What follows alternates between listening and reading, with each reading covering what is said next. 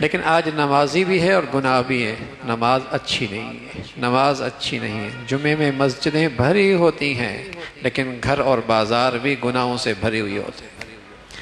جمعوں میں مسجدیں نمازیوں سے بھری ہوتی ہیں لیکن گھر اور بازار بھی گناہوں سے بھری ہوئی ہوتے ہیں، اس لیے کہ نماز نہ رہی۔ نماز کی وہ تاثیر اس لیے نہیں کہ نماز کے اندر جان ختم ہو گئی، بے روح سی ہو گئی، ورنہ نماز اللہ ہمیں نصیب فرما دے، اس میں یہ تاثیر ہے، گناہوں سے نجات دیتی ہے، گناہوں سے حفاظت کرتی ہے۔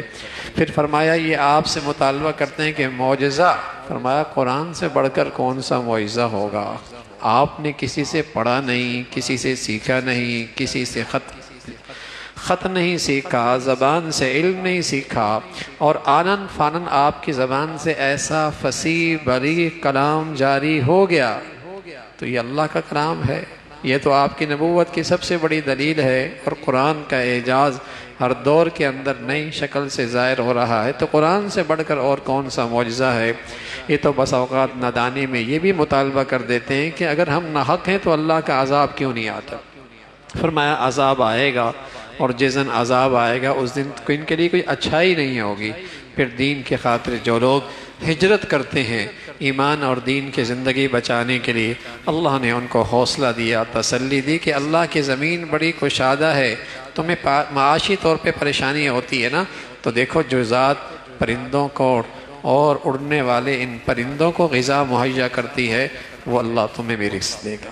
تمہارا کام اس دنیا میں اپنا ایمان دین بچانا ہے، باقی اللہ رب العزت رزاق ہے، وہ رزاق ہر جگہ ہے، تمہاری ترجیح دینداری اور ایمان کو بچانا ہو، اس کا تذکرہ فرمایا۔ پھر اللہ کی بڑائی کا تذکرہ فرمایا، یہ دنیا بہت تھوڑی سی ہے، کھیل تماشا ہے، حقیقی زندگی آخرت کی ہے، اور جو اللہ کی خاطر مجاہدہ کرتا ہے، مشقت اٹھاتا ہے، اسے اللہ اپنے در کا راستہ ضرور دکھاتا ہے، اسے اللہ رب العزت اپنی در کی منزل ضرور دکھاتے ہیں، اس کا تذکرہ فرمایا۔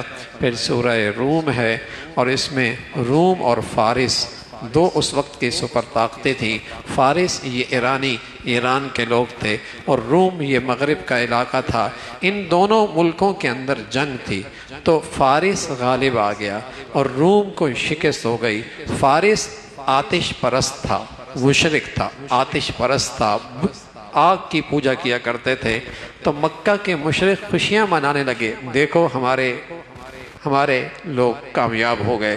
رومی اہل کتاب تھے، انہیں شکست ہوئی، تو اللہ رب العزت نے قرآن میں ایک پیشن گوئی بتائی کہ دیکھو 6-9 سالوں کے اندر پھر رومی غالب آ جائیں گے فارس پر، لیکن دنیا کے عالمی حالات، ظاہری احوال، ادھر روم کی ایسی زبردست شکست، اور باہر کے حالات بھی ایسے نہیں، اندرونی حالات بھی انتشار کا شکار، کوئی آثار نہیں تھے کہ رومی پھر کھڑے ہو سکیں گے، لیکن قرآن کی پیشن گوئی 9 سال کے بعد سچی ہوئی۔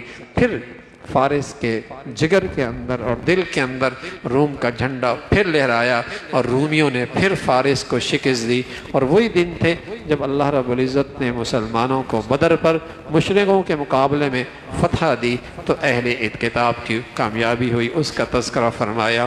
پھر فرمایا یہ سب اللہ کی قدرت ہے، لیکن لوگ ظاہری احوال اور ظاہری اسباب اور ظاہری وسائل تک نظر رکھتے ہیں، وہ اللہ کی قدرت سے ناواقف ہے، وہ اللہ کی طاقت سے ناواقف ہیں۔ حالانکہ اس ذات کی قوت دیکھو، مردوں سے زندہ کرنا، زندوں سے مردہ کرنا، اور اسی کی قدرت تو ہے کہ اللہ رب العزت نے انسانوں کو پیدا فرمایا، اور پھر ازواجی رشتے کا تذکرہ فرمایا کہ ازواجی زندگی کا ازواجی رشتے کا حاصل کیا ہے؟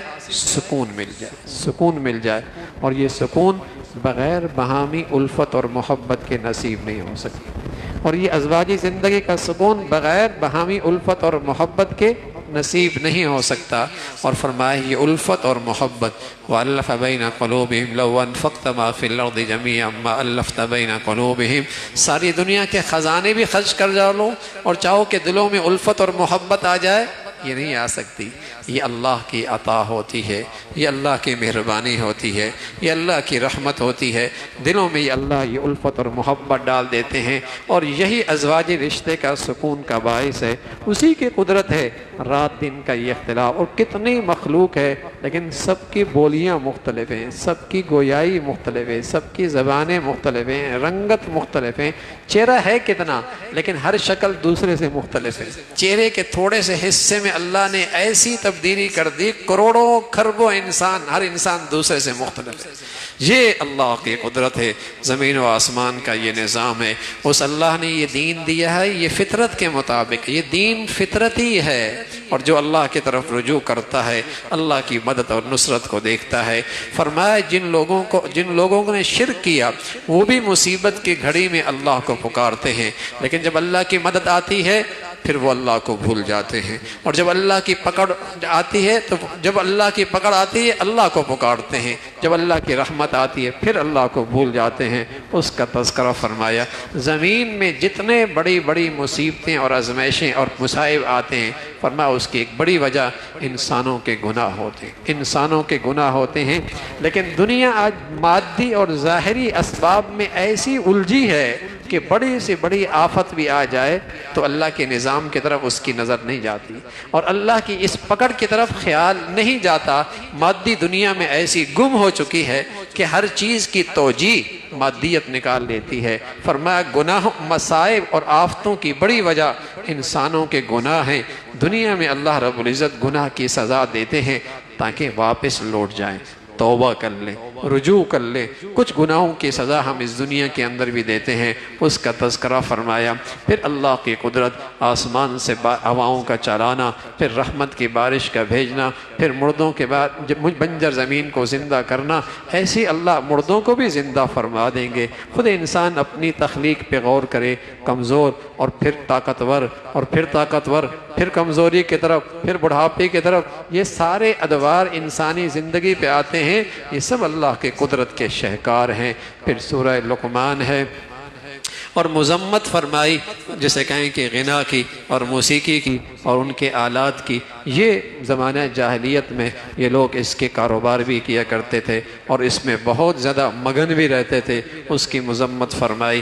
پھر حضرت لقمان جن کو اللہ نے اعلیٰ درجے کی حکمت سے نوازا تھا، وہ اپنے بچے کی تربیت اور انہیں جو نصیحتیں فرمائیں اپنی اولاد کو، وہ نصیحتیں اللہ کو پسند اتنی آئیں کہ ان کو اللہ نے اپنی کتاب کا حصہ بنایا، اس کا تذکرہ فرمایا۔ پہلی نصیحت اپنے بیٹے سے کرتے ہیں، شرک نہ کرنا بیٹے، شرک نہ کرنا، شرک بڑا ظلم ہے، اور ساتھ تلقین فرمائی والدین کے ساتھ حسن سلوک کرنا، ان کے ساتھ اچھے سلوک سے پیش آنا، اور پھر فرمایا جہاں بھی ہو، خلوت میں ہو، تنہائیوں میں ہو، یہاں تک کہ تو زمین میں لہروں، سمندر میں لہروں کے اندر ہو یا آسمان کی فضا میں ہو، خیال رکھنا اللہ دیکھ رہا ہے، اللہ دیکھ رہا ہے، تو اس کی نظروں سے اوجل نہیں ہے۔ بیٹے نماز کا اہتمام کرنا، برائیوں سے روکنا، اچھائیوں کا داعی اور عصائیوں کا سفیر بننا، اخلاق اچھے کرنا، اخلاق اچھے کرنا، تکبر نہیں، غرور نہیں، اطرانہ نہیں، اچھے اخلاق سے پیش آنا، اور تکبر و غرور سے چلانا یہ کوئی خوبی نہیں ہے۔ فرمایا چلانے میں گدھا سب سے آگے ہے، اس کا تذکرہ فرمایا۔ اچھے اخلاق کی تلقین، تو باپ نے بیٹے کو عقیدے کی ترغیب دی، اعمال صالحہ کی ترغیب دی، نماز کی تلقین کی، اور مخلوق خدا کی اصلاح کی تلقین کی، اچھے اخلاق کی تلقین کی۔ یہ وہ خطوط ہیں جس میں ایک سعادت مند باپ اپنے بیٹے کی تربیت کرتا ہے، اور پھر یہ اولادیں اس کے لیے عاقبت کے لحاظ سے بہت بڑا سرمایہ بنتی ہیں اور دنیا میں راحت اور سکون کا باعث بنتی ہیں، اس کا تذکرہ فرمایا۔ پھر اللہ کی قدرت، اللہ کی بڑائی، فرمایا اللہ کی تم شان کتنی بیان کرو گے۔ اللہ کی شان تو یہ ہے کہ زمین پہ لگے سارے درخت کے قلمیں بن جائیں، اور سارے سمندر اور دریا سیاہی بن جائے، اور ساری مخلوق لکھنے پہ آ جائے، مخلوق کی زندگیاں ختم ہو جائیں گی، اور یہ قلمیں گھسک کے ختم ہو جائیں گی، سیاہی ختم ہو جائے گی، اللہ کی شان نہیں ختم ہوگی۔ اس کی بڑائی اور اس کی شان تو یہ ہے، اس کا تذکرہ فرمایا۔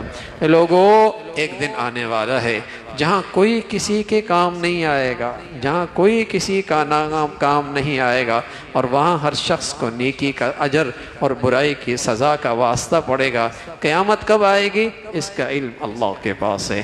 بچہ ہے، بچی، اس کی وجہ کیا، اس کا علم اللہ کے۔ بارش کتنی ہوگی اس کا علم اللہ کے پاس ہے۔ اور تمہاری موت کہاں آئے گی، کب آئے گی، اس کا علم اللہ کے پاس ہے، یہ علم اللہ کے پاس ہے، اللہ کے علاوہ کوئی نہیں جانتا۔ اور پھر سورہ سجدہ کا تذکرہ ہے، قرآن کی عظمت اور اللہ کی بڑائی، زمین و آسمان کا یہ نظام۔ لیکن جب موت آئے گی، انسان اپنے اس منظر کو دیکھے گا تو تمنا کرے گا، اے اللہ تھوڑی سی مہلت اور دے دے، تھوڑا سا موقع اور دے دے، لیکن وہ موقع جا چکا ہوگا۔ تو اللہ رب العزت نے وہاں کا منظرنامہ ذکر فرمایا کہ یہ وہاں کا جب خوفناک منظر دیکھے گا تو کہے گا اللہ مہلت دے دے، نیک بن جاؤں گا۔ میرے عزیزو، آج اللہ نے مہلت دے دی ہے، کیوں نہ ہم نیک بن جائیں؟ آج اللہ نے مہلت دی ہوئی ہے نا، کیوں نہ مہلت دے دیں، کیوں نہ نیک بن جائیں؟ ایسا نہ ہو کہ پھر حسرت ہی رہ جائے، ایسا نہ ہو کہ پھر حسرت ہی رہ جائے۔ تو اللہ نے ان کا تذکرہ کر کے مجھے اور آپ کو نصیحت کی ہے کہ آج صحت ملی ہے، جوانی ملی ہے، زندگی ملی ہے، خوشحالی ملی ہے، ارے ان نعمتوں سے وہ کر لو، کل افسوس نہ رہے، کل شرمندگی نہ ہو، کل حسرت نہ ہو۔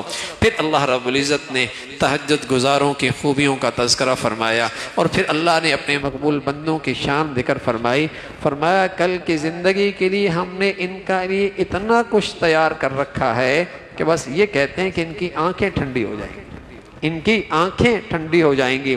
حجبت الجنت بالمکارہ وحجبت النار بالشہوات۔ اللہ کے نبی فرمان لگے ٹھیک ہے جنت ہے بہت بڑھیا، لیکن کچھ ناگواریوں کے پردے کے پیچھے چھپی ہوئی ہے۔ جہنم ہے بڑی خوفناک، لیکن کچھ مزوں کے پیچھے چھپی ہوئی ہے، کچھ مزوں کے پیچھے چھپی ہوئی ہے۔ جب گناہوں کے مزوں میں جاؤ گے پیچھے جہنم ہے، اور دنیا میں جہنم کی آگ بے سکونی کی شکل میں ہے۔ اگر جنت کے راستے میں جاؤ گے کچھ ناگواری ہوگی، لیکن تمہارا دل سکون پائے گا اور جنت کی زندگی تمہیں نصیب ہوگی، اس کا تذکرہ فرمایا۔ پھر سورہ احزاب کا تذکرہ ہے، ابتداء میں اللہ کے نبی کو تلقین فرمائی مشرکوں کی کہنا نہ ماننا، ان کی اطاعت نہ کرنا۔ یہ تلقین اس امت کو بھی ہے، اس امت کو تلقین ہے اپنی نبی کے واسطے سے، کبھی بھی کفار کی اطاعت اور فرما برداری نہ کرنا، اللہ کی ذات پہ بھروسہ کرنا۔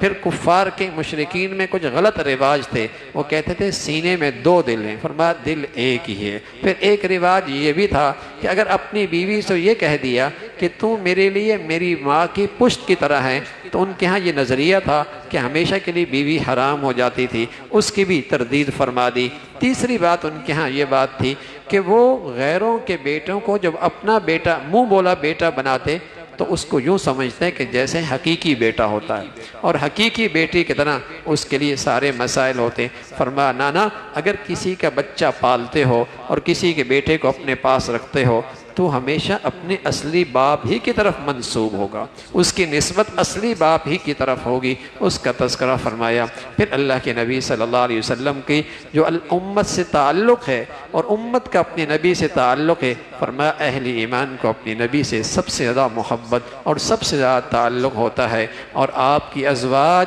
ساری امت کے لیے روحانی مائیں ہیں، اس کا تذکرہ فرمایا۔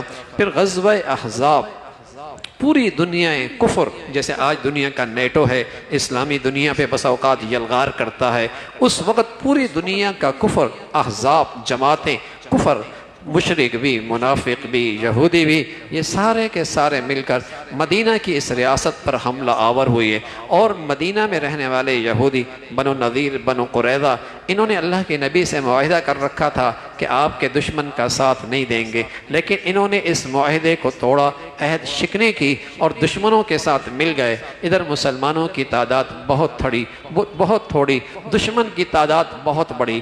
بشرا ہوا کیا کرنا چاہیے؟ حضرت سلیمان فارسی نے جنگی حکمت عملی کے تحت مشورہ دیا کہ مدینہ کے اطراف میں خندق کھودی جائے، چھوٹی سی لشکر، چھوٹا سا لشکر، تھوڑا سا فوجی، لیکن جذبہ ایمان، سبحان اللہ، صرف 6 دنوں کے اندر 3.5 کلومیٹر خندق کھود دی۔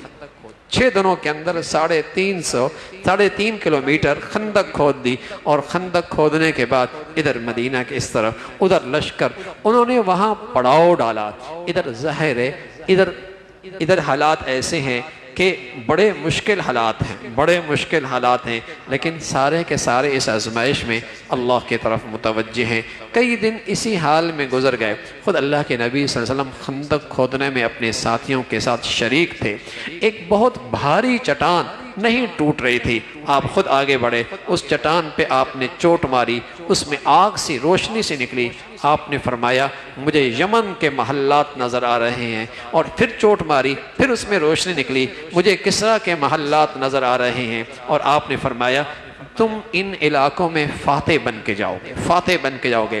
منافقین یہ بات سنی، مذاق اڑایا، ارے ابھی جان کے لالے پڑی ہوئی ہیں، کھانے کے لیے ہے کچھ نہیں، پیٹ پہ پتھر باندھی ہوئی ہیں، خواب دیکھ رہے ہیں یمن کے محلات کے اور فارس کے، جیسے کہیں کہ سلطنت کے، لیکن انہیں کیا پتا کہنے والا محمد الرسول، کہنے والا اللہ کا نبی ہے۔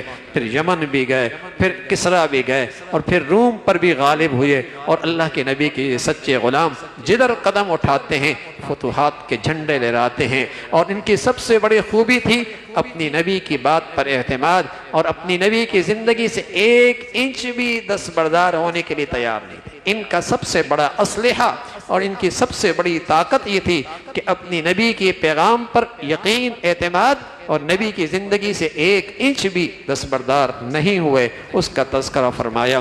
پھر یہ غزوہ احزاب کے موقع بے خندق، ادھر دشمن، کئی دن گزرے، اللہ کی شان، پھر تند و تیز ہوائیں چلیں اور ان کے خیمے اکھڑ گئے، دیگیں اڑ گئیں، ان کا سارا نظام درم برم ہو گیا، اور وہ یوں رسوا ہو کر وہاں سے بھاگے، اس کا تذکرہ فرمایا۔ اللہ نے مسلمانوں کو عزت بخشی، فتح بخشی، کامیابی بخشی۔